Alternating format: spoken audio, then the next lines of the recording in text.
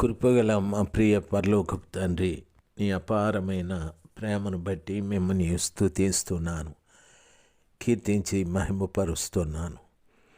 అద్భుతములు, ఆశ్చర్యాలు చేసే దేవుడు మీరు, మహత్కార్యాలు చేసే దేవుడు తండ్రి, మహిమగల దేవుడు.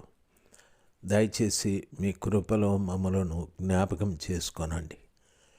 ఎంతైనా మీరు నమ్మదగిన దేవుడు స్వామి. మీ దయా దాక్షిణ్యముల చేత మమ్మలను మీరు ఎంతగానో కనికరించి ప్రేమిస్తున్నారు. మీరు ఆకడ కొరకు మేము సిద్ధపడటానికి, మీరు ఆకడ కొరకు మేము బలపడటానికి తండ్రి మంచి భక్తిని మాకు నేర్పించండి. మీ వాక్యాన్ని మానక వినటానికి, ఎక్కువ ప్రార్థించటానికి, ఉపవసించుటకు సహాయం చేయండి. మా హృదయాలలో మిమ్మల్ని గూర్చినటువంటి చింత ప్రతి వారికి మీరు దయచేయమని ప్రార్థిస్తున్నాను. మీరెంతైనా నమ్మదగిన దేవుడు ప్రభా, చాలిన దేవుడు. దయచేసి ప్రతి వారి పట్ల మీరు కృప చూపెట్టి కార్యము చేయమని, శత్రు చేతి నుండి మమ్మల్ని విడిపించమని యేసు ప్రభు నామంలో ప్రార్థిస్తున్నాము తండ్రి. Amen, amen. జనవరి మాసం 9వ తారీఖు 2026 శుక్రవారం. నెహెమ్యా గ్రంథం 1వ అధ్యాయం 5వ వచనంలో ఉన్న విషయాలే. ప్రియులరా, కొన్ని దినాలు నెహెమ్యా కూర్చుండి ఏడ్చి దుఃఖముతో ఉపవాసముండి ఆకాశమందలి దేవుని ఎదుట విజ్ఞాపన చేశాడు. ప్రభు పిల్లలైన మనము లోకంలో జరుగుతున్నటువంటి అనేక సంఘటనలను బట్టి ప్రభువు పాదాల చెంత కన్నీరు కార్చేవారుగా ఉండాలి, ఉపవసించేవారుగా ఉండాలి. ఎన్నో దుర్ఘటనలు జరుగుతూ ఉన్నాయి. ఎంతోమందిని, క్రైస్తవులను ఎంతోమంది ఇబ్బందుల పాలు చేస్తూ ఉన్నారు. ఆ భయంకరమైన పరిస్థితులలో ప్రభు పిల్లలైనటువంటి మనము ఆలోచించవలసిన సమాచారం, సర్వశక్తిమంతుడైన దేవుని యొక్క ఆ మహాకృపను బట్టి మనము ప్రభులో ఇంకను బలపడటానికి, స్థిరపడుటకు, అనేకుల్ని స్థిరపరచటానికి, అనేకులకు కలిగే ఆటంకాలు, అభ్యంతరాలు, ఎన్నో ఇబ్బందులు, ఎన్నో హింసలు జరుగుతూ ఉన్నాయి. వాటన్నింటిలో నుండి బిడ్డలు తప్పించబడు రీతిగా, వాటన్నింటిలో బిడ్డలు స్థిరంగా ఉండు రీతిగా ప్రభు పాదాల చెంత ఉపవసించి ప్రార్థించేవారుగా మనం ఉండాలి.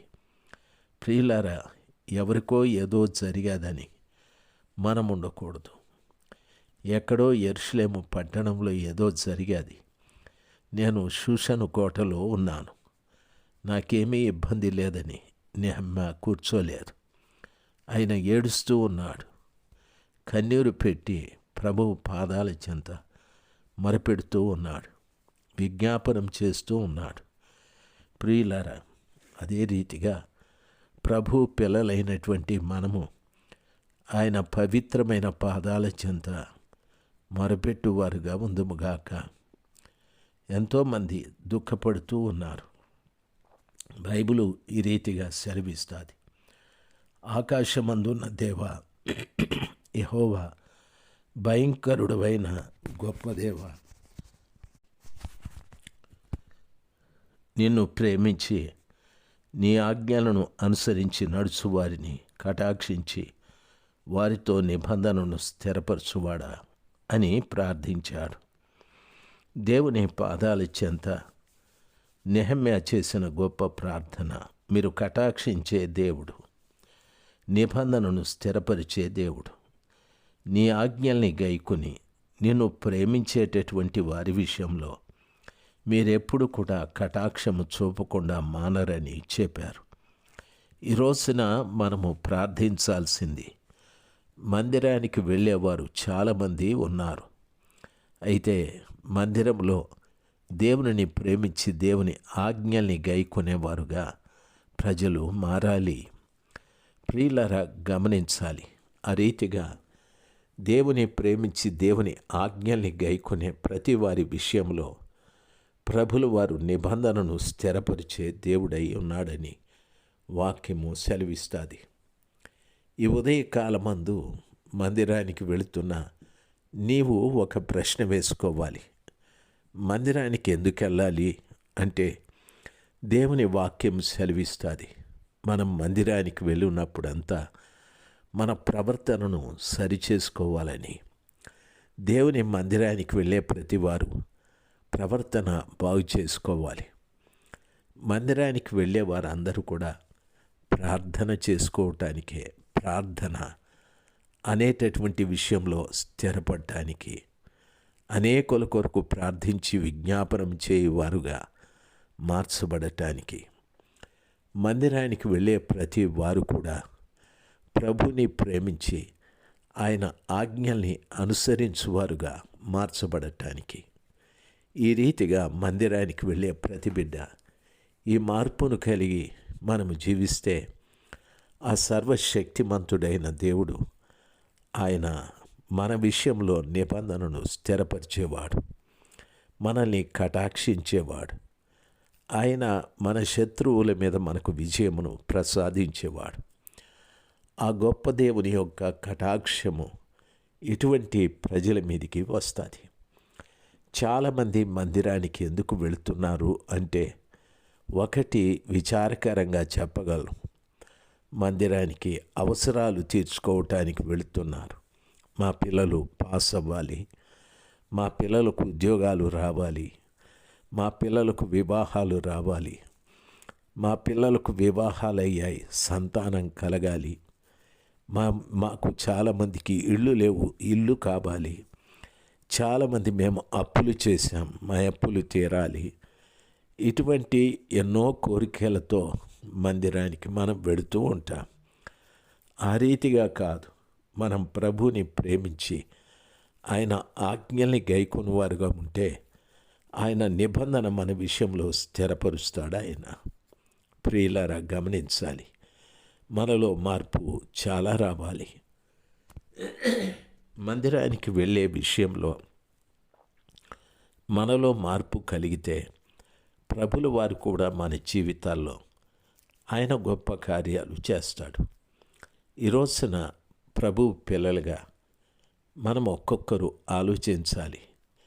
ఇన్ని సంవత్సరాలుగా నేను మందిరానికి వెళుతున్నాను, నా ప్రవర్తన మారాదా? నేను ప్రార్థనామరుడుగా మారానా? నేను ఆయనను ప్రేమించి ఆయన ఆజ్ఞలను గైకొనువానిగా ఉన్నానా? లేక ఇంకా అవసరాల కొరకే మందిరానికి వెళుతున్నానా? నాలో మందిరానికి వెళ్ళి కలిగిన మార్పు ఏమిటి? నేను వెళుతున్నాను, ఏదైనా ప్రయోజనమా అనేటటువంటి ప్రశ్న ప్రతి వారు బోధిస్తున్న నేను కూడా వేసుకోవాలి. మందిరానికి వెళ్ళే నేను ఏదో ప్రభువు దగ్గర లబ్ధి పొందటానికా, లేక ప్రభుల వారి పేరు చెప్పుకొని బ్రతకటానికా?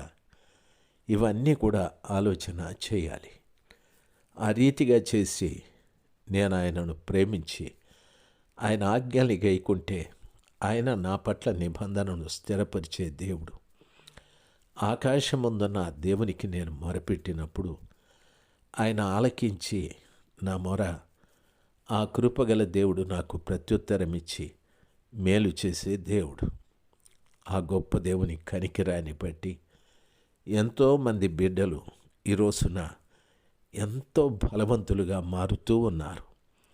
3 గంటలు ప్రార్థన చేసేవాళ్ళు ఉన్నారు, 7 గంటలు ప్రార్థన చేసేవాళ్ళు ఉన్నారు, 12 గంటలు ప్రార్థన చేసేవాళ్ళు ఉన్నారు, 1000 గంటలు కూడా ప్రార్థన చేసేవాళ్ళు ఉన్నారు, 2 రోజులు ఏకదాటిగా ప్రార్థనలు చేసేవాళ్ళు కూడా ఉన్నారు.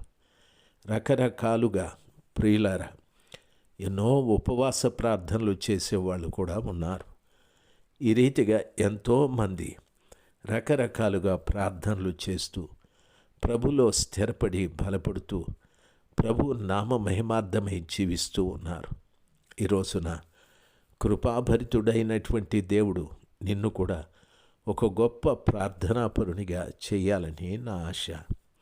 2 గంటలు 3 గంటలు నశించిపోతున్నటువంటి పట్టణాలు, గ్రామాలు, ప్రజల కొరకు, దేశాల కొరకు, దేశ నాయకుల కొరకు, అధికారుల కొరకు, రోగుల కొరకు, శ్రమలలో ఉన్నవారి కొరకు, బాధలతో ఉన్నవారి కొరకు, నిందలతో ఉన్నవారి కొరకు కన్నీళ్లు పెట్టి ప్రార్థన చేసి వారికి ఉపశమనం కలుగు రీతిగా దేవుని పాదాల చెంత మొరపెట్టువారుగా ఒక్కొక్కరు మారాలి. దేవుని కృప రీతిగా అందరి మీద కుమ్మరించి అందరినీ మార్చునుగాక. 5వ వచనము పూర్తయ్యాది. ఆమేన్. ఆమేన్.